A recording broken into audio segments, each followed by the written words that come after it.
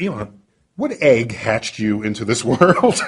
Where were you before you? Well, I was born in South Africa. Born in South Africa, and you come to America and make $1 billion.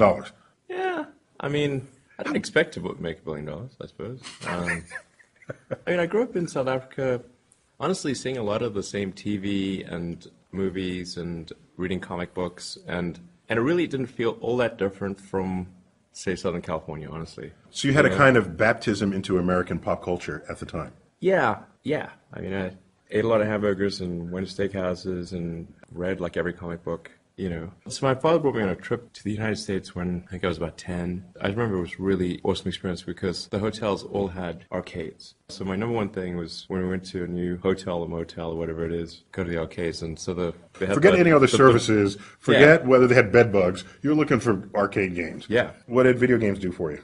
I mean, they're incredibly engaging, and they made me want to learn how to program computers. Because then I thought, well, I could make my own games, and then I could also... I wanted to see how the games work. Like, how did you create a video game? That's what led me to learn how to program computers. So you became a programmer? Yeah, so I had one of the first video game consoles. It didn't even have cartridges. You had like 4 games that you could play, and you could like pick which one of the 4 games you could play. That was it. And then it went from there to the original Atari, and then the television. And then I was in a store and saw a Commodore VIC-20. And I was like, holy crow, you can actually have a computer and make your own games. I thought this was just one of the most incredible things possible. Took all of my saved allowance and then hounded my father until we got the Commodore VIC-20. And then it came with this manual on how to program in BASIC, which I sort of spent all night, several days in a row, just absorbing that. And on your own? No one forced you? No, I never. This was self-motivated. I got to know this. This is good for me. I must have been like 9 or 10 or something. So you were fluent in BASIC at age 9 or 10? Yeah. I kind of got OCD on the thing. Maybe it's not technically OCD, but I certainly got obsessive. Let me put that, at least the O part. So programming is power. Else. You get to control something. Yeah, you can construct a little universe. And when you first do it, you're like, wow, this is incredible. You can actually make things happen. Like you can type these commands and then something happens on the screen. That's pretty amazing. When I was in college, I sort of thought, well, what are the things that are most going to affect the future of humanity? And electric cars, solar power, essentially sustainable. Most people are thinking, I just want a job when I get out. And you're trying to reshape humanity as an undergraduate. I mean, in America, it's pretty easy to keep yourself alive. So, I mean, my threshold for existing was pretty low. I mean, I figured I could be in some dingy apartment with my computer and be okay and not starve. In fact, when I first came to North America, I was in Canada when I was 17. And just to sort of see what it takes to live, I'd try to live on $1 a day, which I was able to do. Wow. You sort of just buy food in bulk at the supermarket. Rice and beans and... Yeah, I went more for the hot dogs. Hot dogs, okay. Hot dogs and oranges. But you do get really tired of hot dogs and oranges after a while. And we can also pasta and a green pepper and a big thing of sauce, and that can go pretty far too. So I was like, okay, if I can live for $1 a day, then at least from a food cost standpoint, well, it's pretty easy to earn like $30 in a month, So, yeah, I would think. So it'll probably be okay. Okay, Yeah. so that allowed you to not have to worry about money because you well, did the experiment. Yeah, I did the experiment, exactly. So this was an important psychological, philosophical anchor for you. Not to put words in your mouth, but that's a starting point to launch anywhere you want to go. Yeah, absolutely. And so now you've got a baseline, a life baseline from which to go new places, intellectually, psychologically, financially. So what came first? Thoughts of an electric car or thoughts of space?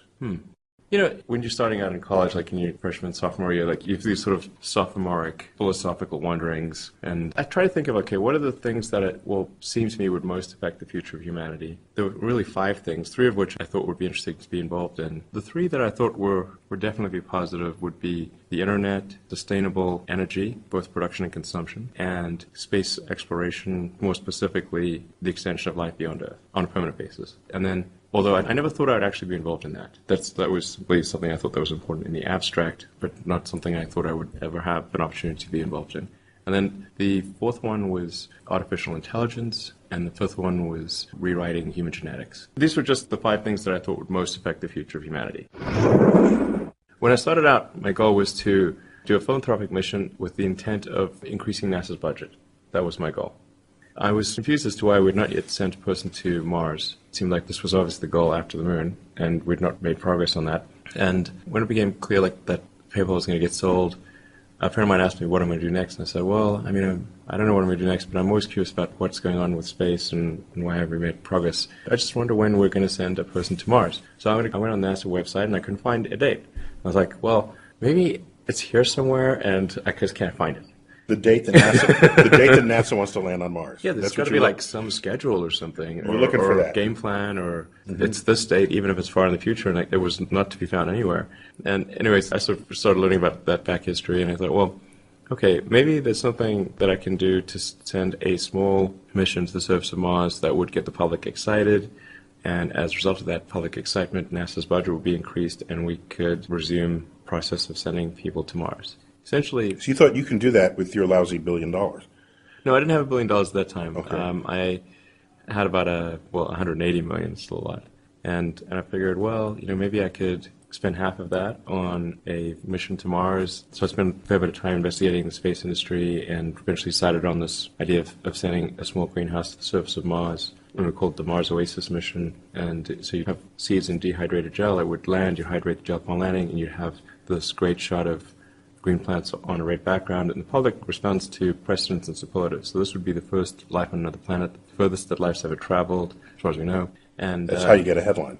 yeah, exactly. It's got to be something new or something superlative. And I thought, well, okay, and that would maybe reinvigorate excitement, and the result would be NASA's budget gets increased. So the whole goal in the beginning was just, how do we get more money for NASA? But after spending a fair bit of time on this, I came to the conclusion that I was actually incorrect. My initial assumption was wrong, because I thought that where there's a will, there's a way, and that we just sort of lost our will. That's false. There was plenty of will. People needed to believe that there was a way, and a way that would not bankrupt the country or mean that they would have to sacrifice something of critical importance like healthcare. So it became clear that the space transport problem had to be solved. Unless there was a dramatic improvement in the cost of space transport, then none of it would matter. So in your first successful launch, what was the cost per pound to orbit? About $6,000. $6,000. Okay, that's an improvement. Yeah, not bad. Not $100 a pound. No. To get to $100 a pound, you need a big rocket that's fully reusable. Are you there yet? No. We're making progress, though. It's been 12 years. So far, we've not recovered a stage. But I think we'll recover a stage within the next year and be able to reflight. Is there a date on your website where someone can say, he's going to land on Touché. Mars? Good point. That sounds like a no. Well, I mean, I've said it publicly many times, although maybe we should put something on the website, which is that I think we've got a decent shot of being able to send a person to Mars in about 11 or 12 years.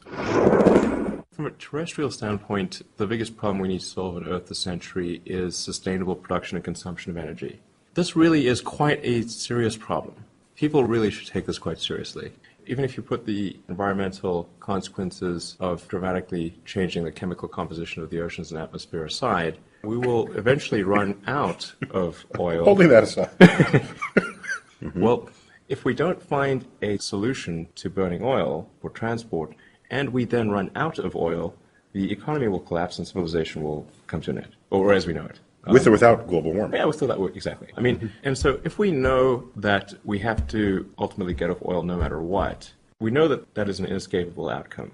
It's simply a question of when, not if. Then why would you run this crazy experiment of changing the chemical composition of the atmosphere and oceans by adding enormous amounts of CO2 that have been buried since the Precambrian era? That's crazy. That is the dumbest experiment in history by far. I mean, promise, it's not can even you think of a dumber experiment? I honestly cannot. What good could possibly come of it? So therefore, we need another solution here. But of course, electric cars still uses coal.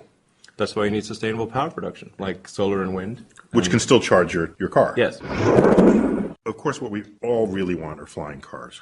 Do you? Yeah. Actually, let me ask you. So, are you sure you want a flying car? No, but it looks Okay. cool. It does look cool. I mean, whenever you see sort of cities in like some futuristic concept, they always throw the flying car in there. And You can't tell me you never thought of it. no, I've thought a lot about it. Yeah, okay. And there's some people I know that are working on flying cars or flying personal transport devices, if you will. Hoverboards. There are people working on hoverboards. But I mean, I sort of wonder. After the interview, you can show me your hoverboard room, okay? I know somebody's working on a hoverbord. I won't tell anybody. The microphone is on mute now, so Okay. you can tell. Just between us. It's awesome. I'm debating, like, should there be flying cars or shouldn't there be flying cars? I'm of two minds on that, because if there are flying cars, then, well, obviously you have added this additional dimension where now a car could potentially fall on your head and will be susceptible to weather. And of course you'd have to have a flying car where it would be like an autopilot, because I mean, otherwise, forget it. You don't want people navigating. Yeah, it's got to be. flying. It's got to be autopilot. But even in an autopilot scenario, and even if you've got redundant motors and blades, you're still gone from near zero chance of something falling on your head to something greater than that. And there's also a noise challenge. So I sort Yeah, of we don't know how to fly quietly. right. Yeah. Okay, so I'll wait it out some longer. Something that I do think would definitely help a lot in cities is more tunnels. Essentially, with a flying car, you're talking about going 3D. And there's a fundamental flaw with cities where you've got dense office buildings and apartment buildings and duplexes, and they're operating on 3 dimensions, but then you go to the street and suddenly you're 2-dimensional. Because it's a surface. Yeah, This is how New York City solved this with the subway, going Right. underneath multiple layers of subway. Right. So we are actually traveling in 3 dimensions, but below the ground rather than in the air. But I think if you were to extrapolate that to cars and have more car tunnels, then you would alleviate congestion completely. In And cities. you wouldn't need the flying car. You would not need a flying car in that case. And it would always work even if the weather's bad. And It would never ice up. It would never ice up, and it would not fall on your head. So We're going to get seems- started on that right away. I mean, I'm quite worried about artificial superintelligence these days. I think, and I've said this publicly, I think it's maybe something more dangerous than nuclear weapons. So we should be really careful about that. If there was a very deep digital superintelligence that was created that could go into rapid recursive self-improvement in a non-logarithmic way, then, that was... And it's self-learning. Yes. So like it just could reprogram itself to be smarter and iterate very quickly and do that 24 hours a day on millions of computers. Well, Then that's all she wrote. That's it. all she wrote. Okay. I mean, we will be like a pet Labrador if we're lucky. Pet.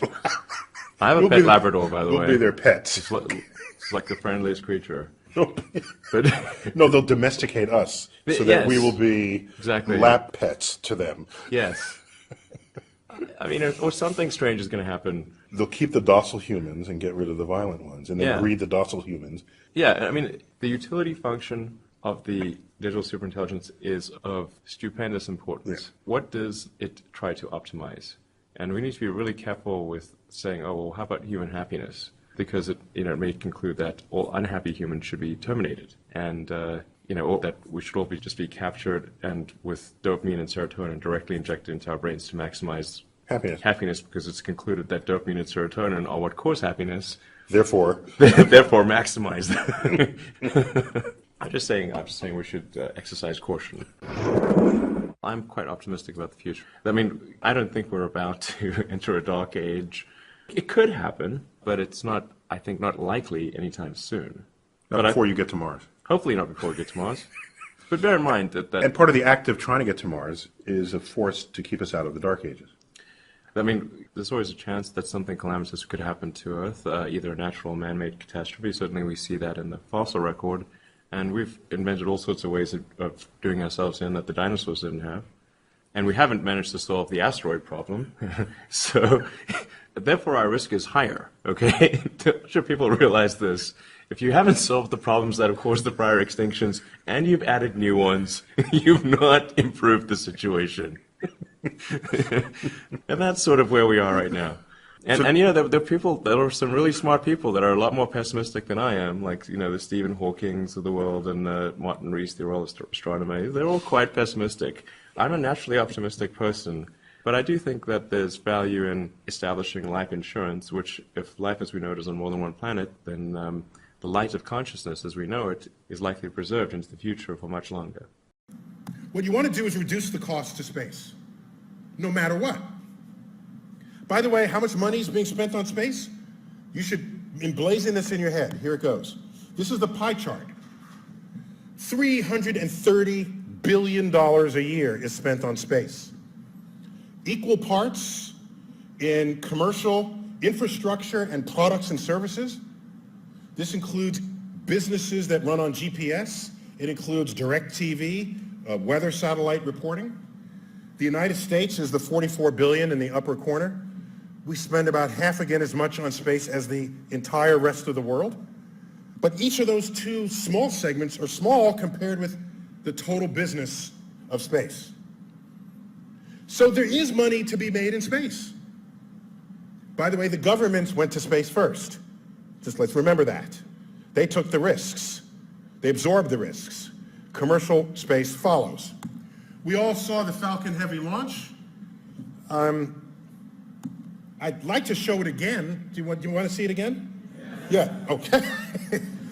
I trimmed it down to the last 30 seconds, 45 seconds. Here we go. There was some issues with the sound here. And let's see if this works.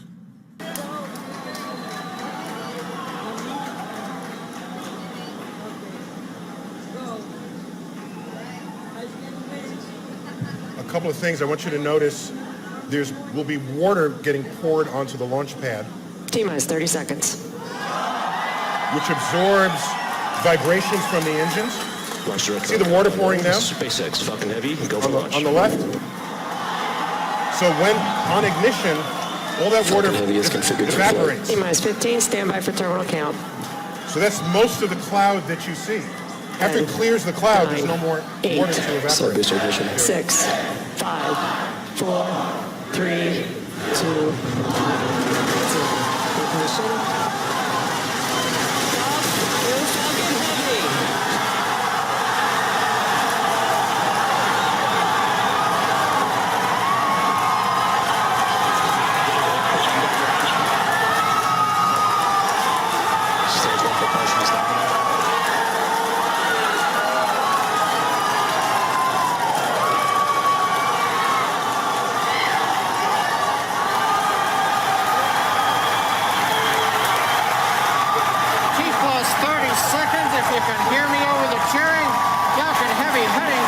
On our test flight, building on the history of Saturn V Apollo, returning pad 39A to interplanetary mission.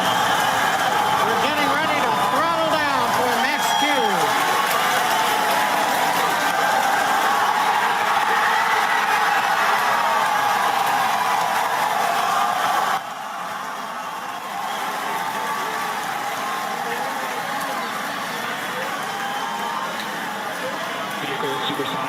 You've heard the call out. Vehicle is supersonic.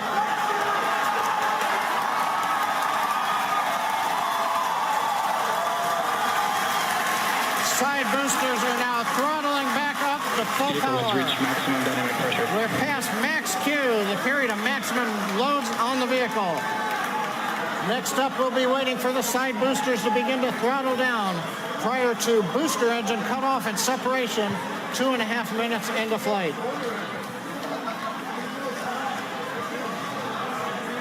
GNC trajectory looks good on the Falcon Heavy. So it's still accelerating, as you can see, in kilometers per hour. Reports show that the M1D engine performance is nominal.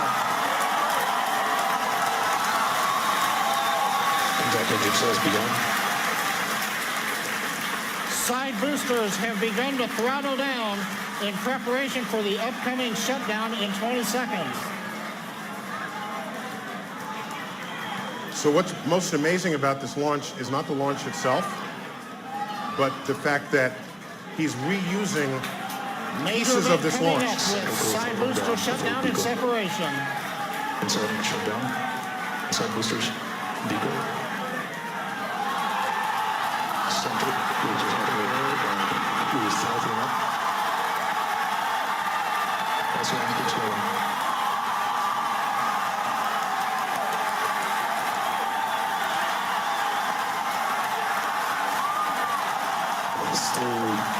Still boost by outside.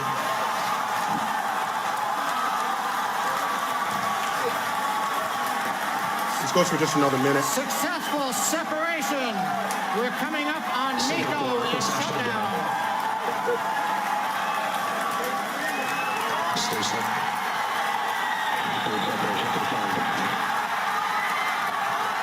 We're now high enough so that the fairing no longer needs to be enclosing the payload. So no need to carry that weight any further. So you just drop the fairing. That happens in a few seconds. Coming up on fairing separation. Center core, side engines on power, also look good. Yeah, that was a pretty American thing to do. You have the most powerful rocket in the world, and what do? You send a car into space. It's a dummy payload. I mean, it's a real car, but I joke that I wonder is that a real body in there? You're trying to, how do you get rid of a body? That's, the Falcon Heavy has half the thrust of the Saturn V rocket. That's why they kept qualifying it, saying it's the most powerful rocket in the world today. The Saturn V was twice that power at 308,000 pounds of thrust. Sorry, we still use pounds. There is a live feed of the spaceman driving this car, and it's surreal because things move slowly, but they move. So this is actual footage of this car in a transfer orbit to Mars around the sun. And the position of this payload is slowly changing relative to the sun and to Earth. So if you put it on your computer, it's just like I said, see, that's Earth coming into view. It's like, okay, yeah. I'm pretty sure all the flat earthers, it's really just a ploy so that they can get a free trip into space to be convinced of this. It's on an orbit from Earth that'll go out and meet Mars. And so if you're going to send anything to Mars, this is a minimum energy transfer. And that's kind of what you need to do. And you need heavy transport to bring people, supplies, and the like. I just got to see this minutes later. It's truncated, but it's very cool. So the two boosters come back. And when you take the Emirates 380 Airbus and you land in the airport, they don't throw it away and bring out another one. They reuse it. This cuts your costs. So this is precisely there they are. The motivation. Those are the two boosters coming back. In like meteors, real fast. We're going to do a final burn here in just a moment. This is amateur video of it. There's final burn 1 and 2. Light travels faster than sound. 2 candles coming down. There they are. That's the double sonic booms.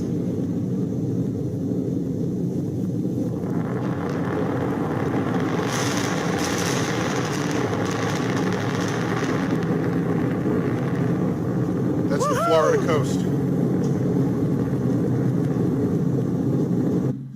So at minimum energy transfer, you can get to the moon in 3 days, Mars in 9 months, Jupiter 10 years or so, Saturn 20, Alpha Centauri, the nearest star system to Earth, 70,000 years. So whoever wants to say, let's colonize planets of other stars, there's a problem with the human physiology relative to the time that it takes to get there. If you're lucky, you live 100 years. That is 1/700th of this time. So it seems to me we'd have to learn something new about the space-time continuum with a wormhole of some kind before we consider colonizing planets around other stars.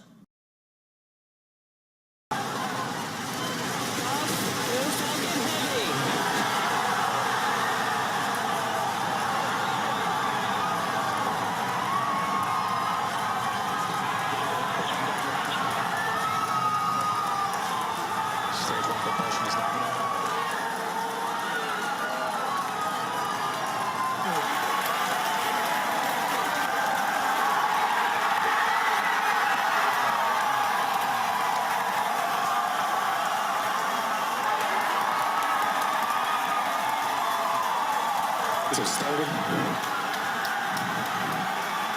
Side boosters, landing legs are deployed.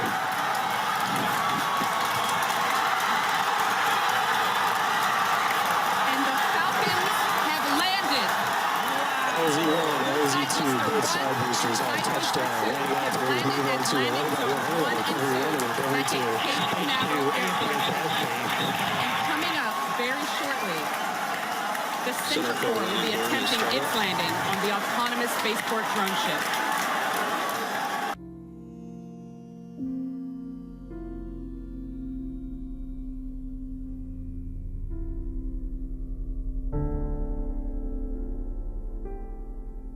Thank you.